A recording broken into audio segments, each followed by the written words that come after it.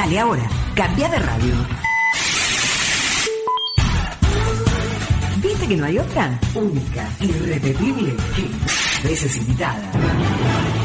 Ya empieza el próximo programa.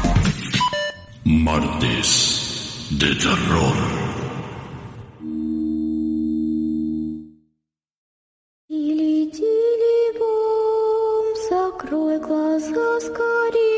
Tengan cuidado al pasar. Agarren su corazón. Bienvenidos a Martes de terror con Tony López y Evaristo el Epitafio.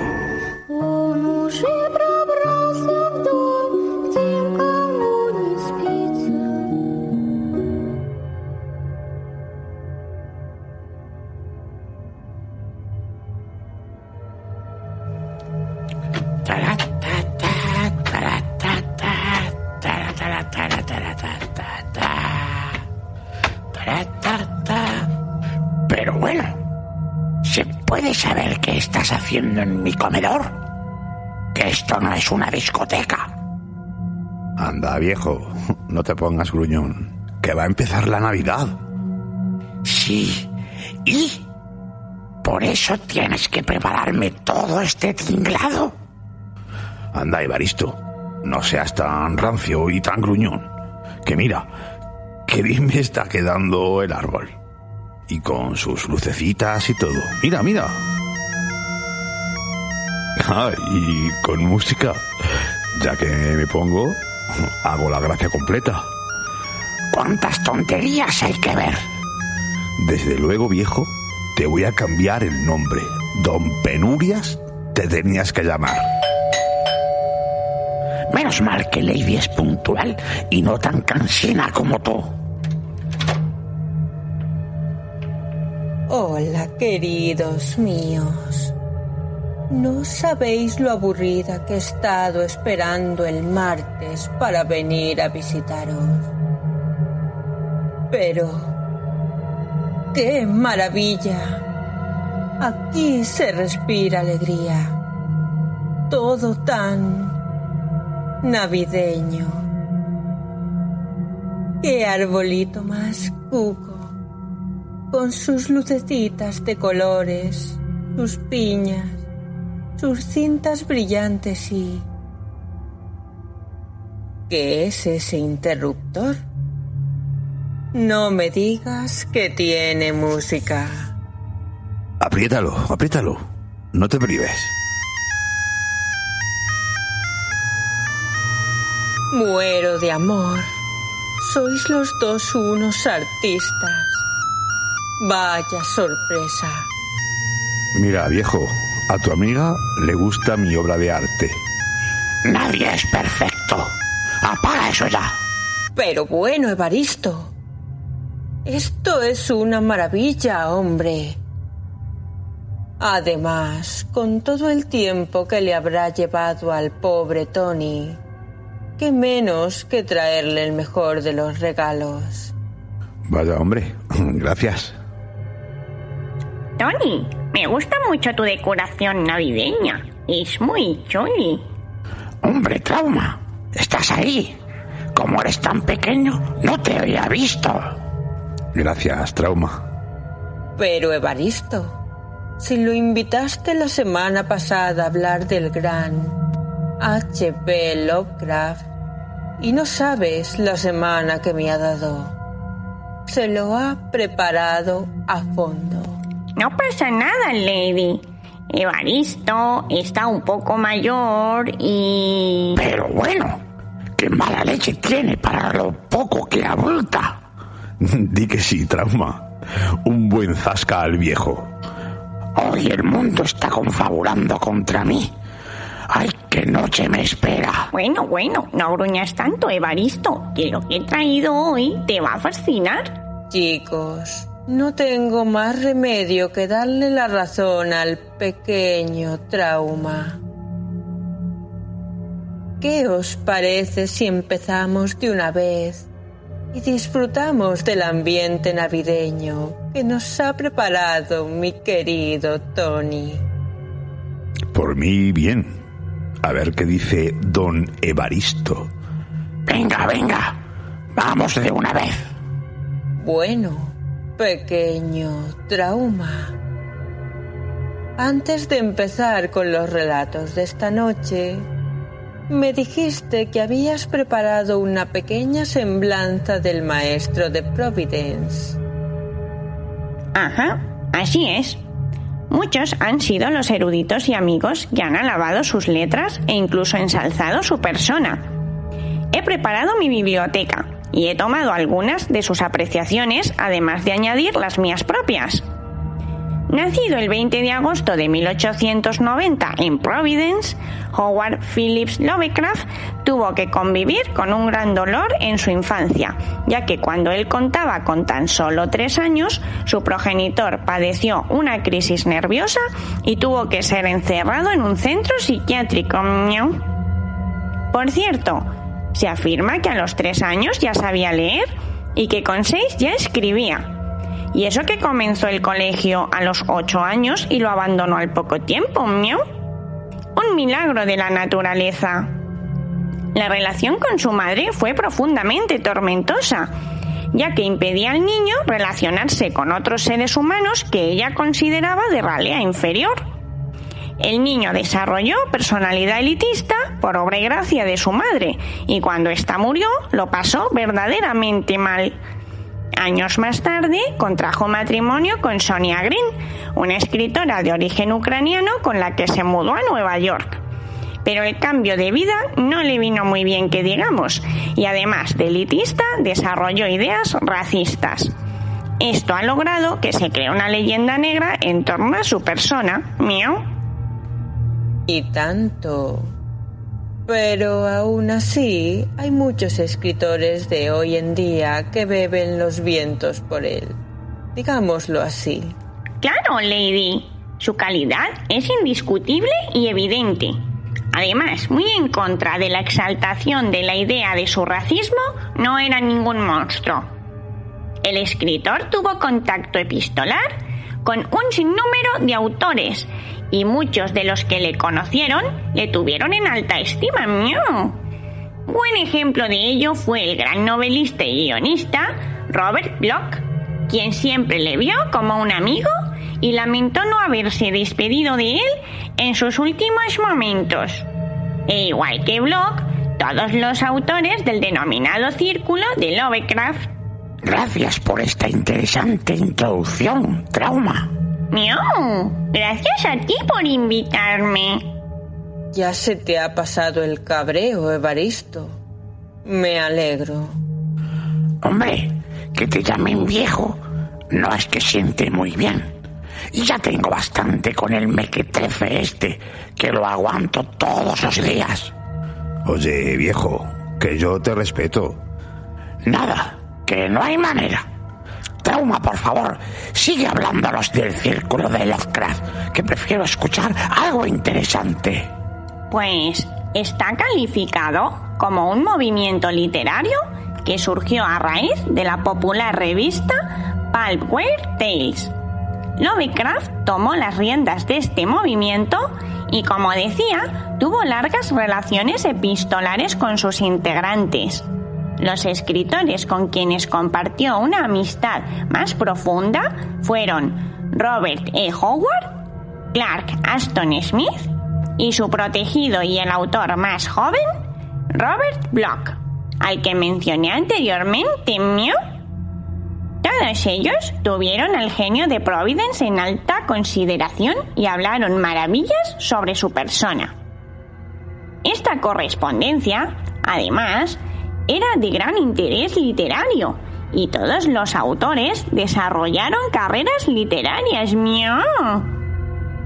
Entre ellos se estableció un código, unos apodos relacionados con sus características personales o anagramas. Por ejemplo, Ashton Smith era Clark Ashton o Robert E. Howard, Bob Dos Pistolas. El caso es que de este círculo no solo nacieron grandes amistades, sino obras literarias de calidad. ¡Qué bien te explicas, Trauma! Desde luego, así da gusto. Y dime, ¿qué relato nos tienes preparado para esta noche? Tengo unas ansias.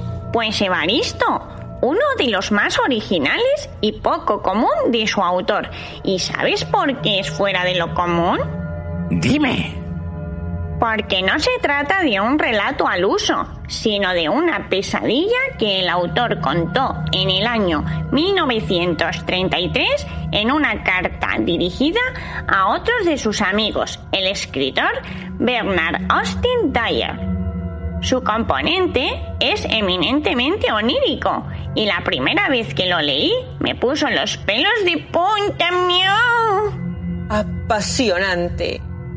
Bueno, pues si os parece, mientras escuchamos el relato, seré yo quien esta vez os prepare un café. Poneos cómodos, amigos. Perfecto. Venga ese café.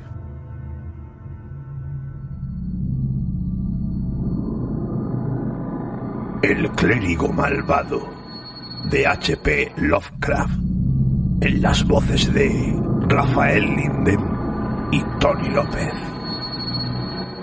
Un hombre grave que parecía inteligente, con ropa discreta y barba gris, me hizo pasar a la habitación del ático y me habló en estos términos. Sí, aquí vivió él, pero le aconsejo que no toque nada. Su curiosidad lo vuelve irresponsable. Nosotros jamás subimos aquí de noche, y si lo conservamos todo tal cual está, es solo por su testamento. Ya sabe lo que hizo. Esa abominable sociedad se hizo cargo de todo al final, y no sabemos dónde está encerrado. Ni la ley ni nada lograron llegar hasta esa sociedad. Espero que no se quede aquí hasta el anochecer. Le ruego que no toque lo que hay en la mesa. Eso que parece una caja de fósforos. No sabemos qué es, pero sospechamos que tiene que ver con lo que hizo. Incluso evitamos mirarlo demasiado fijamente. Poco después, el hombre me dejó solo en la habitación del ático. Estaba muy sucia, polvorienta y primitivamente amueblada, pero tenía una elegancia que indicaba que no era el tugurio de un plebeyo. Había estantes repletos de libros clásicos y de teología, y otra librería con tratados de magia, de Paracelso, Alberto Magno, Tritemius, Hermes Trismegisto, Borellus y demás, en extraños caracteres cuyos títulos no fui capaz de descifrar. Los muebles eran muy sencillos. Había una puerta, pero daba acceso tan solo a un armario empotrado. La única salida era la abertura del suelo, hasta la que llegaba la escalera tosca y empinada. Las ventanas eran de ojo de buey, y las vigas de negro roble revelaban una increíble antigüedad. Evidentemente, esta casa pertenecía a la vieja Europa. Me parecía saber dónde me encontraba, aunque no puedo recordar lo que entonces sabía. Desde luego, la ciudad no era Londres. Mi impresión es que se trataba de un pequeño puerto de mar. El objeto de la mesa me fascinó totalmente.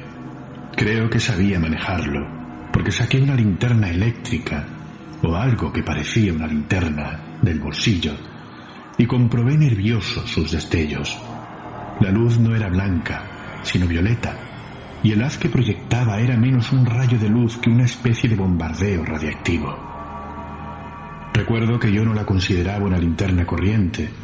En efecto, llevaba una normal en el otro bolsillo. Estaba oscureciendo, y los antiguos tejados y chimeneas, afuera, parecían muy extraños tras los cristales de las ventanas de ojo de buey.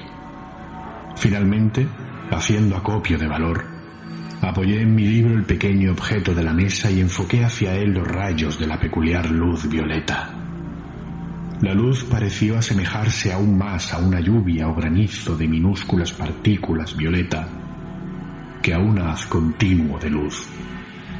Al chocar dichas partículas con la vítrea superficie del extraño objeto, parecieron producir una crepitación, como el chisporroteo de un tubo vacío al ser atravesado por una lluvia de chispas. La oscura superficie adquirió una incandescencia rojiza y una forma vaga y blancuzca pareció tomar forma en su centro. Entonces me di cuenta de que no estaba solo en la habitación y me guardé el proyector de rayos en el bolsillo. Pero el recién llegado no habló, ni oí ningún ruido durante los momentos que siguieron. Todo era una vaga pantomima, como vista desde inmensa distancia a través de una neblina. Aunque, por otra parte, el recién llegado y todos los que fueron viniendo a continuación aparecían grandes y próximos, como si estuviesen a la vez lejos y cerca, obedeciendo a alguna geometría anormal. El recién llegado era un hombre flaco y moreno, de estatura media, vestido con un traje clerical de la iglesia anglicana. Aparentaba unos 30 años y tenía la tez cetrina, olivácea y un rostro agradable, pero su frente era anormalmente alta. Su cabello negro estaba bien cortado y pulcramente peinado, y su barba afeitada, si bien le azuleaba el mentón debido al pelo crecido. Usaba gafas sin montura, con aros de acero. Su figura y las facciones de la mitad inferior de la cara eran como la de los clérigos que yo había visto, pero su frente era asombrosamente alta y tenía una expresión más hosca e inteligente, a la vez que más sutil y secretamente perversa. En ese momento acababa de encender una lámpara de aceite y parecía nervioso. Y antes de que yo me diese cuenta había empezado a arrojar los libros de magia a una chimenea que había junto a una ventana de la habitación, donde la pared se inclinaba pronunciadamente, en la que no había reparado yo hasta entonces. Las llamas consumían los volúmenes con avidez, saltando en extraños colores y despidiendo un olor increíblemente nauseabundo mientras las páginas de misteriosos jeroglíficos y las carcomidas encuadernaciones eran devoradas por el elemento devastador. De repente, observé que había otras personas en la estancia, hombres con aspecto grave, vestidos de clérigo, entre los que había uno que llevaba corbatín y calzones de obispo. Aunque no conseguía oír nada, me di cuenta de que estaban comunicando una decisión de enorme trascendencia al primero de los llegados. Parecía que lo odiaban y le temían al mismo tiempo, y que tales sentimientos eran recíprocos. Su rostro mantenía una expresión severa, pero observé que, al tratar de agarrar el respaldo de una silla, le temblaba la mano derecha. El obispo le señaló la estantería vacía y la chimenea, donde las llamas se habían apagado en medio de un montón de residuos carbonizados e informes, preso al parecer de especial disgusto. El primero de los recién llegados esbozó entonces una sonrisa forzada y extendió la mano izquierda hacia el pequeño objeto de la mesa. Todos parecieron sobresaltarse. El cortejo de clérigos comenzó a desfilar por la empinada escalera, a través de la trampa del suelo, al tiempo que se volvían y hacían gestos amenazadores al desaparecer. El obispo fue el último en abandonar la habitación. El que había llegado primero fue a un armario del fondo y sacó un rollo de cuerda. Subió a una silla, ató un extremo a un gancho que colgaba de la gran viga central de negro roble y empezó a hacer un nudo corredizo en el otro extremo.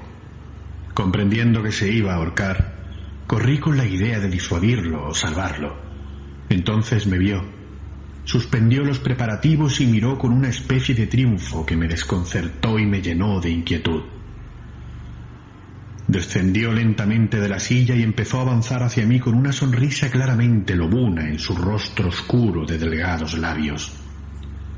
Sentí que me encontraba en un peligro mortal y saqué el extraño proyector de rayos como arma de defensa. No sé por qué.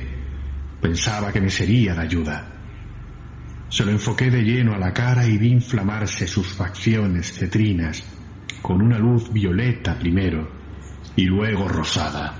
Su expresión de exultación lobuna empezó a dejar paso a otra de profundo temor, aunque no llegó a borrársele enteramente. Se detuvo en seco y agitando los brazos violentamente en el aire empezó a retroceder tambaleante. Vi que se acercaba a la abertura del suelo y grité para prevenirlo, pero no me oyó. Un instante después, trastabilló hacia atrás, cayó por la abertura y desapareció de mi vista. Me costó avanzar hasta la trampilla de la escalera, pero al llegar descubrí que no había ningún cuerpo aplastado en el piso de abajo. En vez de eso me llegó el rumor de gentes que subían con linternas. Se había roto el momento de silencio fantasmal y otra vez oía ruidos y veía figuras normalmente tridimensionales. Era evidente que algo había atraído a la multitud a este lugar. ¿Se había producido algún ruido que yo no había oído? A continuación, los dos hombres, simples vecinos del pueblo al parecer, que iban a la cabeza, me vieron de lejos y se quedaron paralizados. Uno de ellos gritó de forma atronadora: ¡Ah! ¿Con qué eres tú? ¿Otra vez? Entonces dieron media vuelta y huyeron frenéticamente, todos menos uno. Cuando la multitud hubo desaparecido, vi al hombre grave de barba gris que me había traído a este lugar, de pie, solo, con una linterna. Me miraba boquiabierto, fascinado, pero no con temor. Luego empezó a subir la escalera y se reunió conmigo en el ático. Dijo: Así que no ha dejado eso en paz. Lo siento, sé lo que ha pasado. Ya ocurrió en otra ocasión, pero el hombre se asustó y se pegó un tiro. No debía haberle hecho volver. Usted sabe qué es lo que él quiere, pero no debe asustarse como se asustó el otro. Le ha sucedido algo muy extraño y terrible, aunque no hasta el extremo de dañarle la mente y la personalidad. Si conserva la sangre fría y acepta la necesidad de efectuar ciertos reajustes radicales en su vida, podrá seguir gozando de la existencia y de los frutos de su saber. Pero no puede vivir aquí y no creo que desee regresar a Londres. Mi consejo es que se vaya a Estados Unidos. No debe volver a tocar ese objeto. Ahora ya nada puede ser como antes. El hacer o invocar cualquier cosa no serviría sino para empeorar la situación. No ha salido usted tan mal parado como habría podido ocurrir, pero tiene que marcharse de aquí inmediatamente y establecerse en otra parte. Puede dar gracias al cielo de que no haya sido más grave. Se lo explicaré con la mayor franqueza posible. Se ha operado cierto cambio en su aspecto personal. Es algo que él siempre provoca. Pero en un país nuevo, usted puede acostumbrarse a ese cambio. Allí, en el otro extremo de la habitación, hay un espejo. Se lo traeré. Va a sufrir una fuerte impresión, aunque no será nada repulsivo. Me eché a temblar, dominado por un miedo mortal.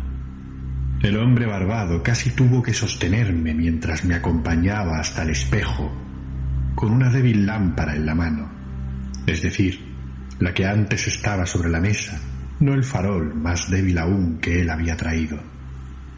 Y lo que vi en el espejo fue esto: un hombre flaco y moreno, de estatura media y vestido con un traje clerical de la iglesia anglicana, de unos 30 años, y con unos lentes sin montura y aros de acero, cuyos cristales brillaban bajo su frente cetrina, olivácea, anormalmente alta.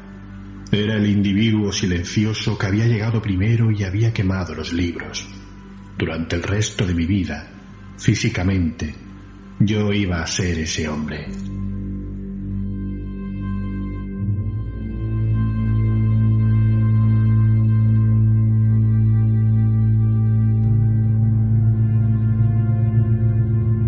Trauma, me ha encantado. Es que Trauma es un artistazo. No podemos tener un invitado mejor. Miau, así da gusto venir, miau. Bueno, ¿qué os parece si escuchamos un poco de música antes de continuar con un nuevo relato? Creo que a todos nos vendrá bien reponernos un poco de esta impresión. Pues qué bien pensado. Y mientras tanto voy a ver de nuevo el árbol de Tony, que es una maravilla y me tiene enamorada con sus bolas de colorines, sus cintas brillantes y esas lucecitas tan monas. Míralo y remíralo. Ay, viejo, cómo te escuece equivocarte. En fin.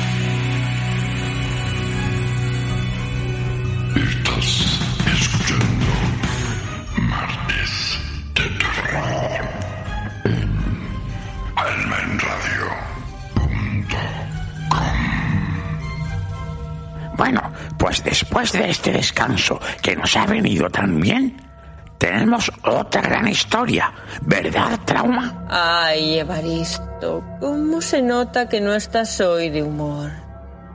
Eres tan directo. ¿Y qué quieres que haga? ¿Que me ponga a hacer una fiesta? No te preocupes, Lady. Mejor así, que llevo aquí preparado el guión y si no, pierdo el hilo. A ver, dinos, Trauma, ¿cuál es el segundo cuento que has escogido esta noche? Pues uno de los que mejor reflejan las obsesiones de Lovecraft. Aire frío. Interesante. Escrito en el año 1926 y publicado en 1928 en la revista Tales of Magic and Mystery, cuenta la historia del Dr. Muñoz, quien ha encontrado un modo de vencer a la muerte, o mejor dicho, retrasarla, mediante la permanencia en una habitación cerrada a temperaturas extremadamente bajas. Como habréis supuesto, este relato bebe de uno de los cuentos más icónicos del gran Poe, que por cierto pudimos escuchar aquí, La verdad sobre el caso del señor Valdemar. Cierto. Resulta curioso que la historia fuese escrita durante la estancia del autor en Nueva York junto a su esposa Sonia Green. Allí vivieron en una pensión muy sórdida. ¿Quién sabe? Puede que fuese la misma en la que se desarrollan los hechos. No. Qué dato tan curioso, Trauma. Pero mejor que nos sumerjamos en el drama en lugar de seguir destripando esta historia fascinante, ¿no creéis? Escuchemos, pues. Aire frío. ¡Miau!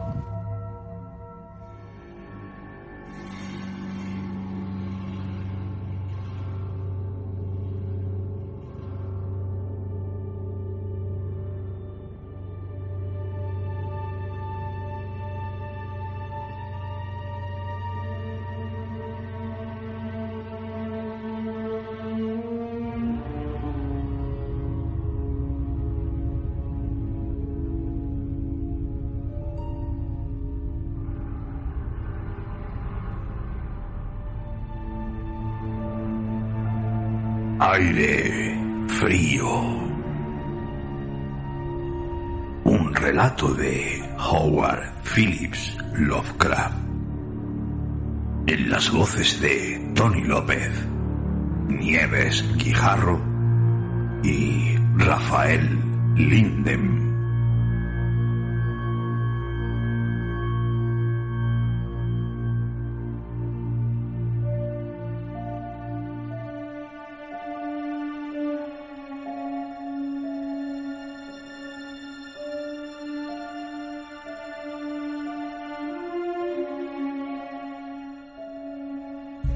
Me pides que explique por qué siento miedo de la corriente de aire frío. ¿Por qué tiemblo más que otros cuando entro en un cuarto frío y parezco asqueado y repelido cuando el escalofrío del atardecer avanza a través de un suave día otoñal? Están aquellos que dicen que reacciono al frío como otros lo hacen al mal olor, y soy el último en negar esta impresión. Lo que haré está relacionado con el más horrible hecho con que nunca me encontré, y dejo a tu juicio si esta es o no una explicación congruente de mi peculiaridad. Es un error imaginar que ese horror está inseparablemente asociado a la oscuridad, el silencio y la soledad.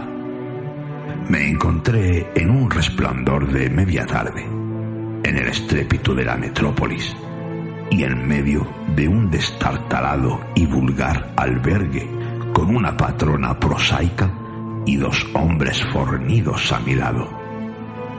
En la primavera de 1923 había adquirido un almacén de trabajo lúgubre y desaprovechado en la ciudad de Nueva York, y siendo incapaz de pagar un alquiler nada considerable, comencé a caminar a la deriva desde una pensión barata a otra, en busca de una habitación que me permitiera combinar las cualidades de una higiene decente, mobiliario tolerable y un muy razonable precio.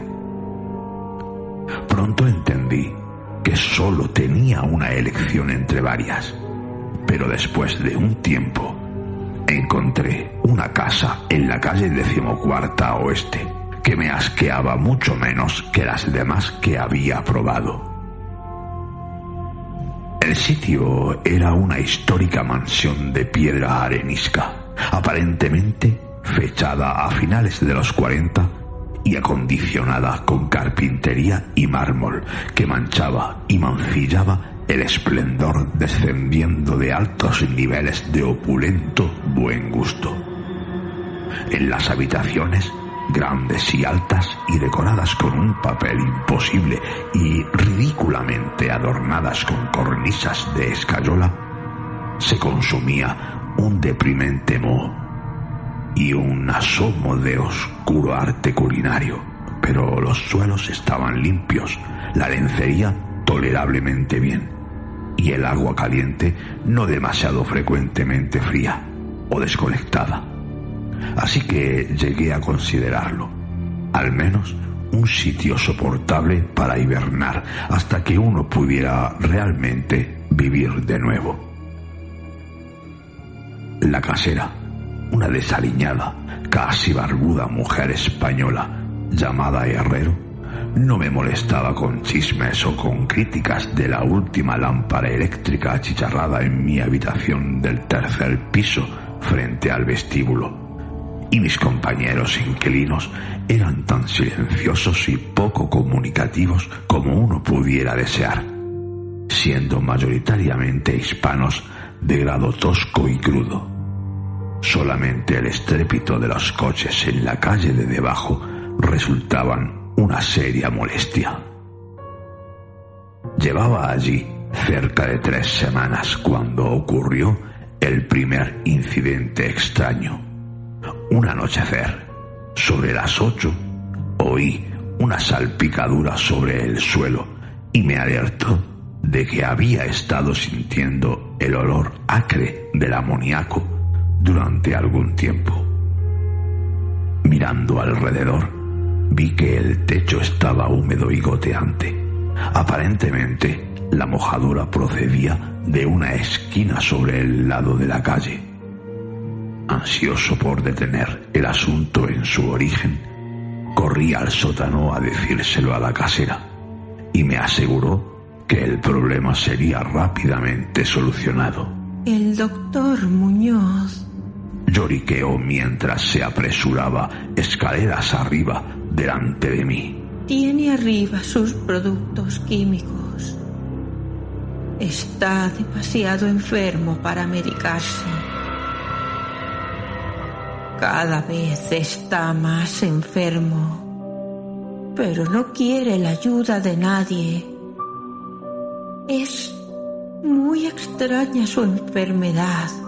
Todo el día toma baños apestosos y no puede reanimarse o entrar en calor. Se hace sus propias faenas.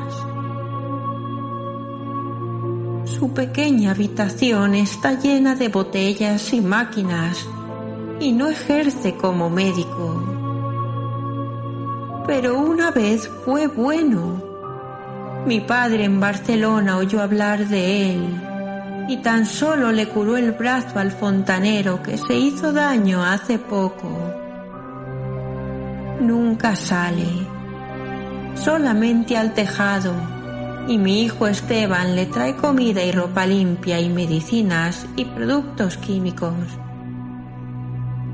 Dios mío, el amoníaco que usa para mantenerse frío. La señora Herrero desapareció escaleras arriba, hacia el 4º piso, y volví a mi habitación.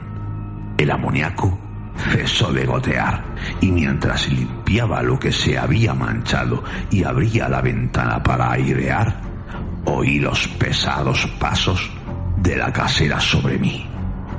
Nunca había oído al doctor Muñoz, excepto por ciertos sonidos como de un mecanismo a gasolina, puesto que sus pasos eran silenciosos y suaves.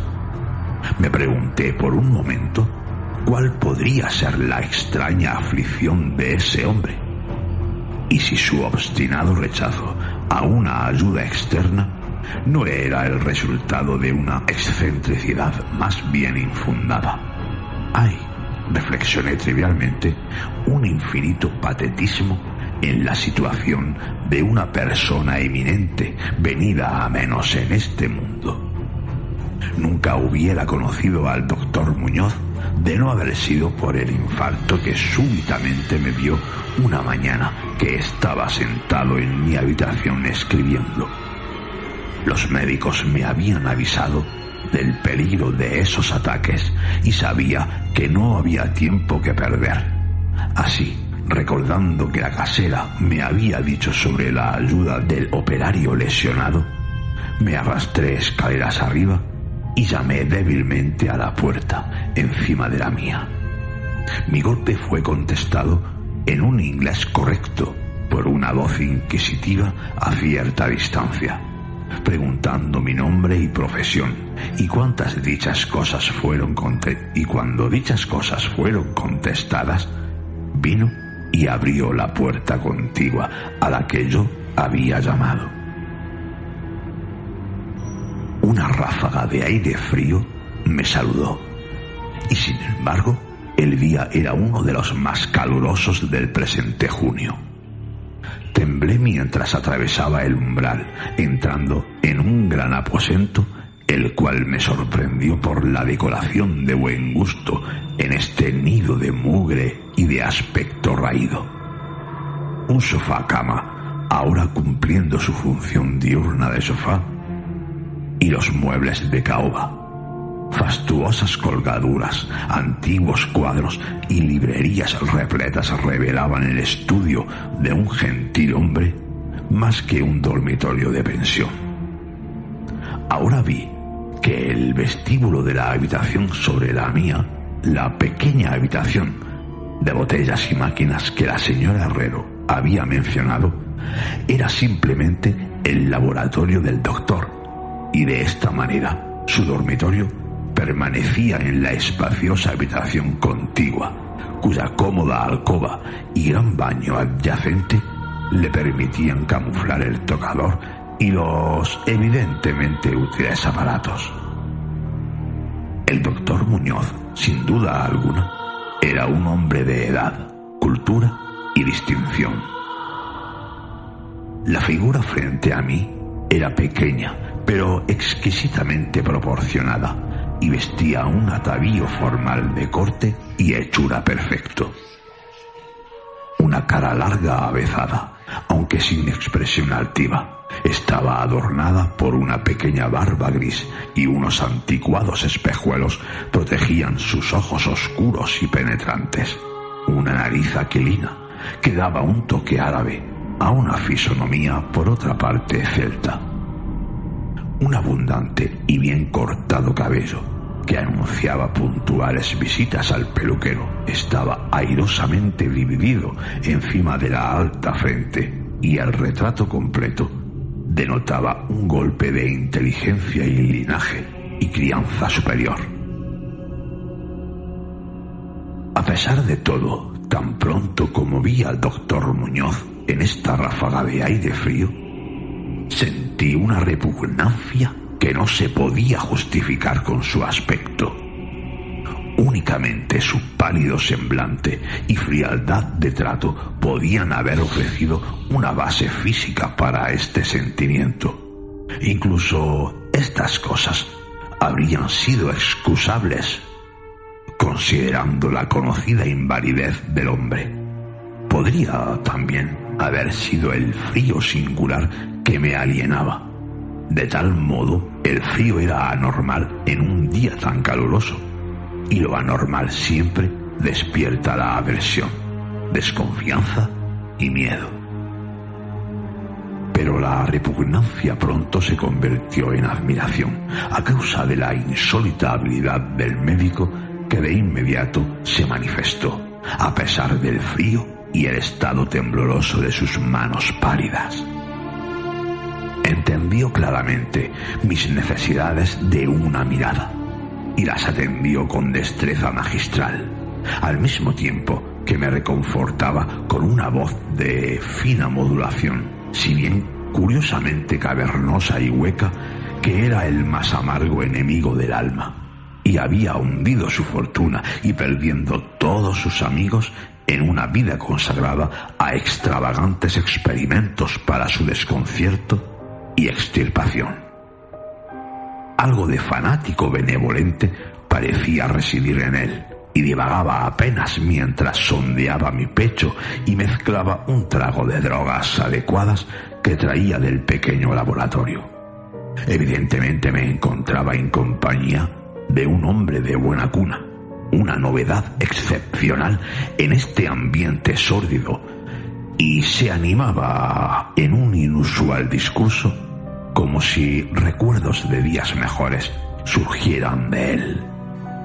Su voz, siendo extraña, era al menos apaciguadora, y no podía entender cómo respiraba a través de las enrolladas frases locuaces. Buscaba distraer mis pensamientos de mi ataque hablando de sus teorías y experimentos, y recuerdo su consuelo cuidadoso sobre mi corazón débil, insistiendo en que la voluntad y la sabiduría hacen fuerte a un órgano para vivir. Podía, a través de una mejora científica de esas cualidades, una clase de brío nervioso a pesar de los daños más graves, defectos, incluso la falta de energía en órganos específicos. Podía algún día, dijo en medio broma, enseñarme a vivir, o al menos a poseer algún tipo de existencia consciente, sin tener corazón en absoluto. Por su parte, estaba afligido con unas enfermedades complicadas que requerían una muy acertada conducta que incluía un frío constante. Cualquier subida de la temperatura señalada podría, si se prolongaba, afectarle fatalmente, y la frialdad de su habitación, alrededor de 55 o 56 grados Fahrenheit, era mantenida por un sistema de absorción de amoníaco frío, y el motor de gasolina de esa bomba, que yo había oído a menudo en mi habitación. Aliviado de mi ataque en un tiempo asombrosamente corto, abandoné el frío lugar como discípulo y devoto del superdotado recluso. Después de eso, le pagaba con frecuentes visitas, escuchando mientras me contaba investigaciones secretas y los más o menos terribles resultados, y temblaba un poco cuando examinaba los singulares y curiosamente antiguos volúmenes de sus estantes. Finalmente fui, puedo añadir, curado del todo de mi afección por sus hábiles servicios. Parecía no desdeñar los conjuros de los medievalistas, dado que creía que esas fórmulas enigmáticas contenían raros estímulos psicológicos que, concebiblemente, podían tener efectos sobre la esencia de un sistema nervioso del cual partían los pulsos orgánicos. Había conocido por su influencia al anciano Dr. Torres de Valencia, quien había compartido sus primeros experimentos y le había orientado a través de las grandes afecciones de 18 años atrás, de donde procedían sus desarreglos presentes. No hacía mucho, el venerable prácticamente había salvado a su colega de sucumbir al hosco enemigo contra el que habían luchado. Quizás la tensión había sido demasiado grande. El doctor Muñoz lo hacía susurrando claro, aunque no con detalle, que los métodos de curación habían sido de los más extraordinarios, aunque envolvía escenas y procesos no bienvenidos por los galenos ancianos y conservadores. Según pasaban las semanas, observé con pena que mi nuevo amigo iba lenta pero inequívocamente perdiendo el control, como la señora Herrero había insinuado. El aspecto lívido de su semblante era intenso, su voz a menudo era hueca y poco clara. Su movimiento muscular tenía menos coordinación y su mente y determinación menos elástica y ambiciosa. A pesar de este triste cambio, no parecía ignorante y poco a poco su expresión y conversación emplearon una ironía atroz que me restituyó algo de la sutil repulsión que originalmente había sentido. Desarrolló extraños caprichos, adquiriendo una afición por las especias exóticas y el incienso egipcio, hasta que su habitación olía como la cámara de un faraón sepultado en el Valle de los Reyes. Al mismo tiempo, incrementó su demanda de aire frío y con mi ayuda amplió la conducción de amoníaco de su habitación y modificó la bomba y la alimentación de su máquina refrigerante hasta poder mantener la temperatura por debajo de los 34 o 40 grados y finalmente, incluso en 28 grados, el baño y el laboratorio, por supuesto, eran los menos fríos, a fin de que el agua no se congelase, y ese proceso químico no lo podía impedir. El vecino de al lado se quejaba del aire gélido de la puerta contigua, así que le ayudé a acondicionar unas pesadas cortinas para obviar el problema. Una especie de creciente temor, de forma estrafalaria y mórbida, parecía poseerle. Hablaba incesantemente de la muerte, pero reía huecamente cuando cosas tales como entierro o funeral eran sugeridas gentilmente. Con todo, llegaba a ser un compañero desconcertante e incluso atroz. A pesar de eso, en mi agradecimiento por su curación, no podía abandonarle a los extraños que le rodeaban y me aseguraba de quitar el polvo a su habitación y atender sus necesidades diarias, embutido en un abrigo amplio que me compré especialmente para tal fin. Asimismo, hice muchas de sus compras y me quedé boquiabierto de confusión ante algunos de los productos químicos que pidió de farmacéuticos y casas suministradoras de laboratorios. Una creciente e inexplicable atmósfera de pánico parecía elevarse alrededor de su apartamento. La casa entera, como había dicho, tenía un olor rancio, pero el aroma en su habitación era peor, a pesar de las especias y el incienso y los acres productos químicos de los baños, ahora incesantes, que él insistía en tomar sin ayuda. Percibí que debía estar relacionado con su dolencia y me estremecía cuando reflexioné sobre qué dolencia podría ser. La señora Herrero se apartaba cuando se encontraba con él y me lo dejaba sin reservas a mí. Incluso no autorizaba a su hijo Esteban a continuar haciendo los recados para él. Cuando sugería a otros médicos, el paciente se encolerizaba de tal manera que parecía no atreverse a alcanzar. Evidentemente, temía los efectos físicos de una emoción violenta, aun cuando su determinación y fuerza motriz aumentaban más que decrecía, y rehusaba ser confinado en su cama. La dejadez de los primeros días de su enfermedad dio paso a un brioso retorno a su objetivo, así que parecía arrojar un recto al demonio de la muerte como si le agarrase un antiguo enemigo. El hábito del almuerzo, curiosamente, siempre de etiqueta, lo abandonó virtualmente y solo un poder mental parecía preservarlo de un derrumbamiento total.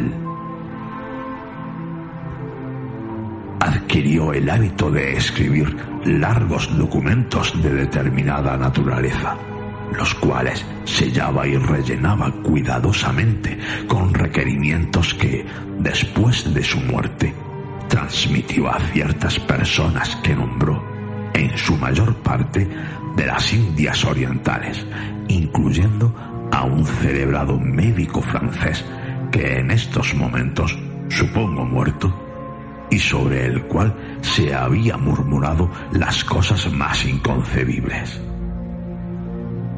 Por casualidad, quemé todos esos escritos sin entregar y cerrados.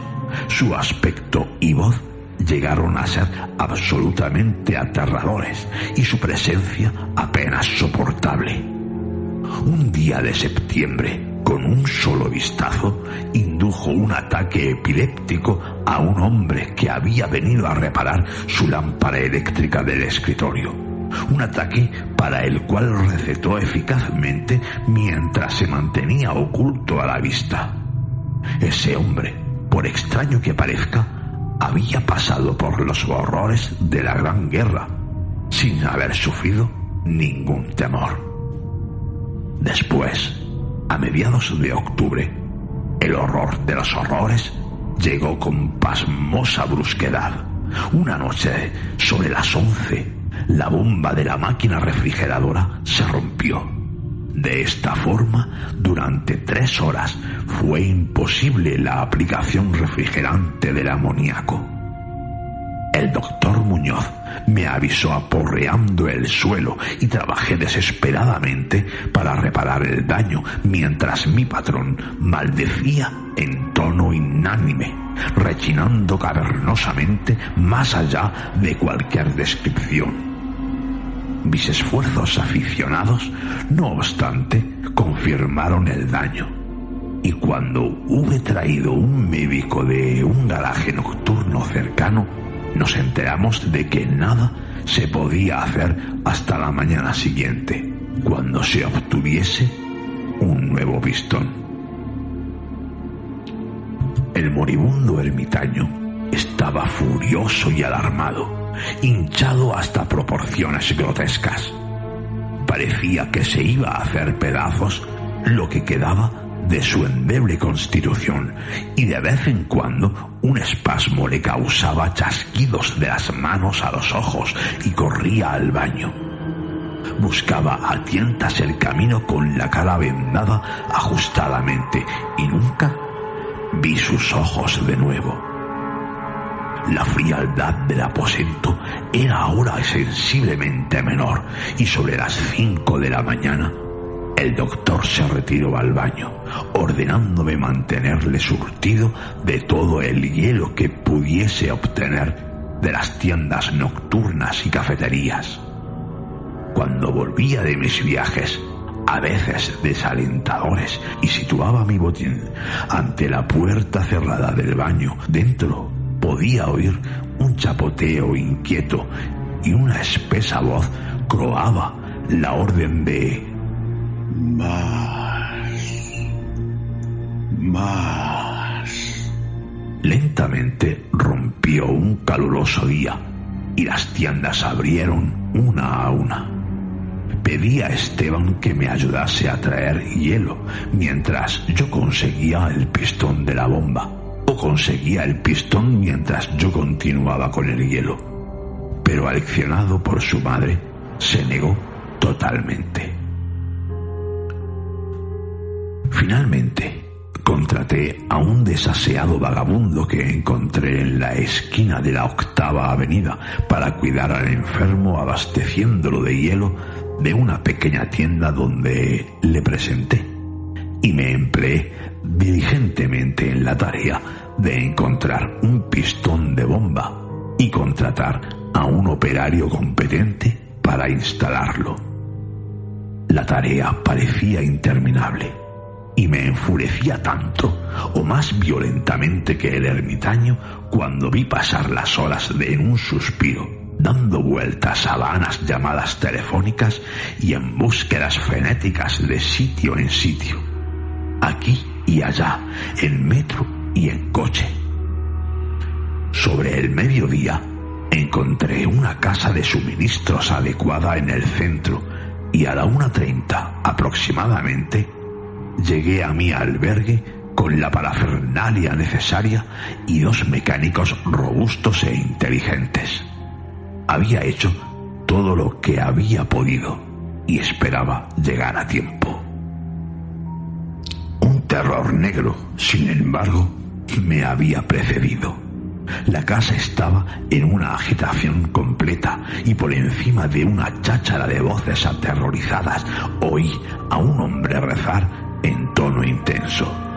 Había algo diabólico en el aire y los inquilinos juraban sobre las cuentas de sus rosarios como percibieron el olor de debajo de la puerta cerrada del doctor. El vago que había contratado, parece, había escapado chillando y enloquecido no mucho después de su segunda entrega de hielo, quizás como resultado de una excesiva curiosidad. No podía, naturalmente, haber cerrado la puerta tras de sí. A pesar de eso, ahora estaba cerrada, probablemente desde dentro. No había ruido dentro a excepción de algún tipo de innombrable, lento y abundante goteo. En pocas palabras, me asesoré con la señora Herrero y el trabajador a pesar de que un temor corroía mi alma. Aconsejé romper la puerta, pero la casera encontró una forma de dar la vuelta a la llave desde fuera con algún trozo de alambre.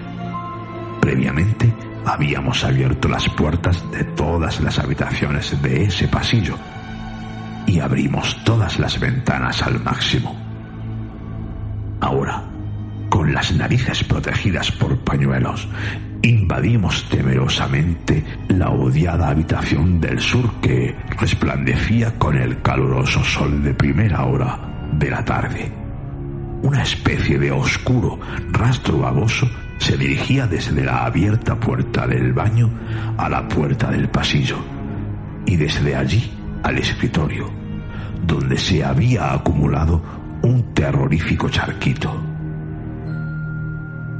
Algo había garabateado allí a lápiz con una mano terrible y cegata sobre un trozo de papel embadurnado como si fuera con garras que hubieran trazado las últimas palabras apresuradas. Luego, el rastro se dirigía al sofá y desaparecía. Lo que estaba o había estado sobre el sofá era algo que no me atrevo a decir, pero lo que temblorosamente me desconcertó estaba sobre el papel pegajoso y manchado antes de sacar una cerilla y reducirlo a cenizas. Lo que me produjo tanto terror a mí, a la patrona y a los 2 mecánicos que huyeron frenéticamente de ese lugar infernal a la comisaría de policía más cercana. Las palabras nauseabundas parecían casi increíbles en ese soleado día, con el traqueteo de coches y camiones ascendiendo clamorosamente por la abarrotada calle 14ª. No obstante, confieso que en ese momento las creía. Tanto las creo que, honestamente, ahora no lo sé. Hay cosas acerca de las cuales es mejor no especular. Y todo lo que puedo decir es que odio el olor del amoníaco y que aumenta mi desfallecimiento frente a una extraordinaria corriente de aire frío. El final, decía el repugnante garabato, ya está aquí. No hay más hielo. El hombre echó un vistazo y salió corriendo. Más calor cada minuto. Y los tejidos no pueden durar. Imagino que sabes lo que dije sobre la voluntad y los nervios. y lo de conservar el cuerpo después de que los órganos dejasen de funcionar. Era una buena teoría, pero no podría mantenerla indefinidamente. Había un deterioro gradual que no había previsto. El doctor Torres lo sabía, pero la conmoción lo mató.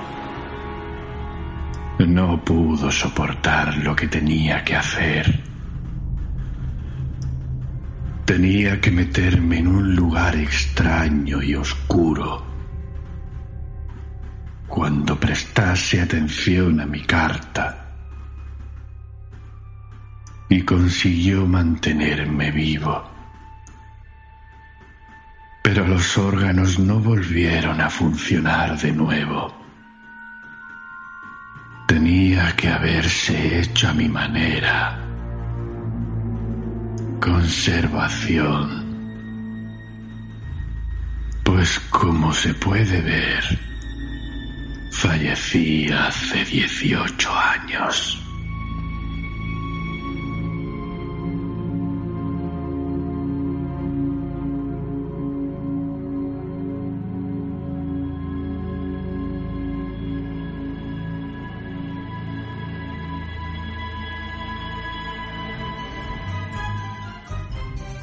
Estás escuchando Martes de Terror en almenradio.com.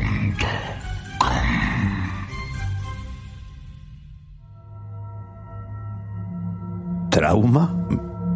Se me ha helado la sangre, nunca mejor dicho. No es para menos, mío. Es que hoy estás muy flojo. Y tú muy sensible, señor don ofendido. ¿Para qué voy a hablar más? Bueno, chicos, pues, ¿qué queréis que os diga? A mí me ha encantado. A todo esto, mi querido Lord Aspid no se ha pronunciado todavía. Una maravilla. Pero prefiero quedarme en mis adoradas sombras. Toda esta parafernalia me deprime. Vaya, también estás en plan rancio como Evaristo. Tony, solo tú y yo valoramos la alegría de estas fechas. Para vosotros. Hombre, una opinión sensata.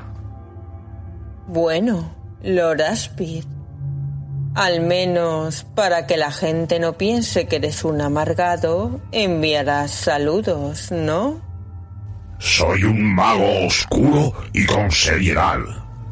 Pero bueno, saludos para los amigos de Editorial Aeternum, Literat y Caosfera Libros. ¡Hala! Las cosas claras, como a mí me gusta. Y con tanta tontería se os ha olvidado recordar que todavía sigue abierto hasta el final de mes nuestro certamen, el mejor final, que consiste en crear un final alternativo para la obra literaria que escojamos. En este caso se trata de Ligeia, de Edgar Allan Poe. Debéis crear este final alternativo a partir de la última frase. Y ojo, no más de 1000 palabras. Importante.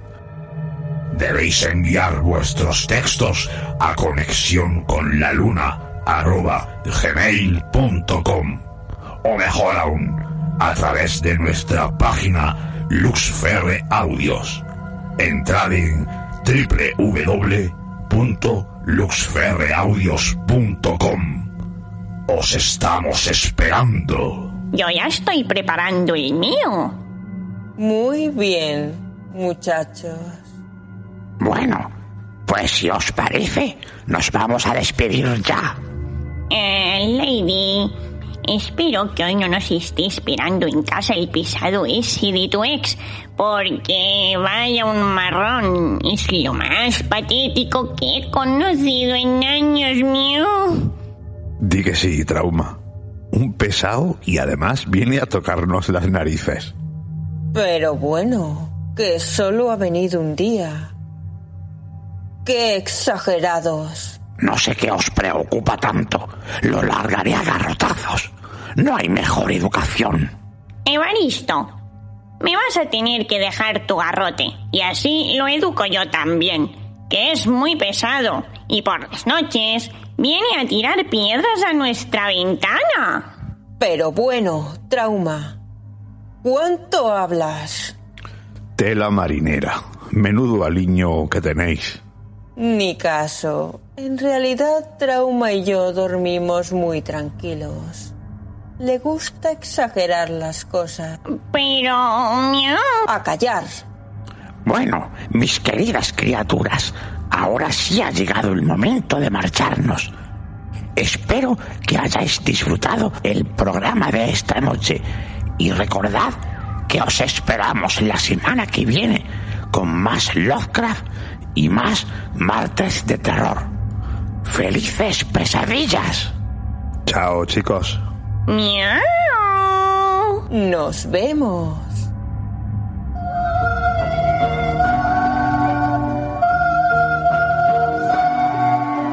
¿Habéis pasado miedo? Hasta la semana